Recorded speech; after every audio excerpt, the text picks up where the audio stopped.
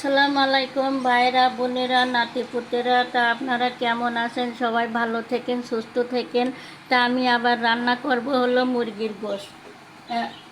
পেঁয়াজগুলা তেলে দিয়ে দিলাম। এই পেঁয়াজগুলা আমার সম্পূর্ণ বাদামি রং হবে, নাড়াচাড়া করব। গাইস দেখুন, আমি যে মুরগি রান্না করব, আমার পেঁয়াজটা দেখেন কি সুন্দর বাদামি রং হয়েছে। আপনারা এইভাবে বাদামি রং করে আদা রসুনটা দিয়ে দিবেন। এই যে আমি এখন আদা রসুন দিয়ে দিলাম।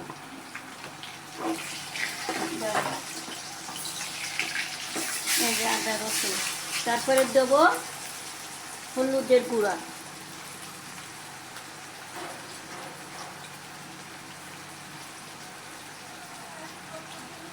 দেব এবার লবণ পরিমাণ মতন। এই যে লবণ দিয়ে দিলাম।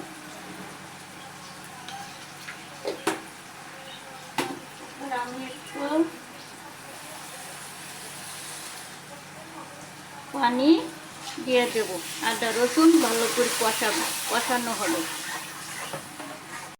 দেখুন, আমি যে মুরগির গোশতটা রান্না করব, সেই মশলাটা আমার সুন্দর করে আমি কষিয়ে নিয়েছি।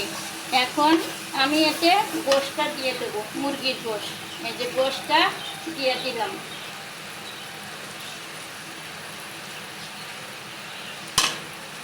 গোশতটা দিয়ে আমি ভালো করে নাড়াচাড়া করার পরে 5 মিনিট ঢাকনা দিয়ে ঢেকে রাখবো।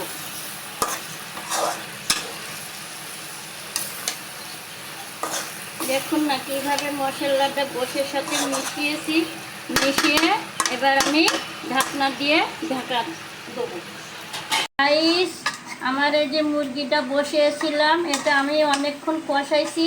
এবার আমার কষানো হয়ে গিয়েছে। আমি গরম পানি করে রাখছিলাম, ওই গরম পানিটা দিয়ে দেব। আপনারা দেখুন, এইভাবে আপনারা সুন্দর করে কষিয়ে নেবেন, তাহলে খেতে খুবই ভালো লাগবে। এই যে আমি গরম পানিটা দিয়ে দিলাম।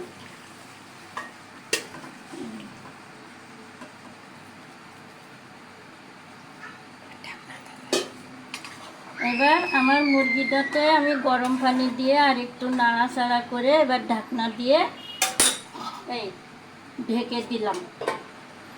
আমার গোশতটা হয়ে গিয়েছে, মুরগির গোশত। আমি এখন ভাজা জিরার গুঁড়া দিয়ে নামিয়ে ফেলাবো। তাই এই পর্যন্ত আমার ভিডিও শেষ, রান্না শেষ। আপনাদের যদি ভালো লেগে থাকে লাইক ও কমেন্ট করে আমাকে জানাবেন। আল্লাহ হাফেজ।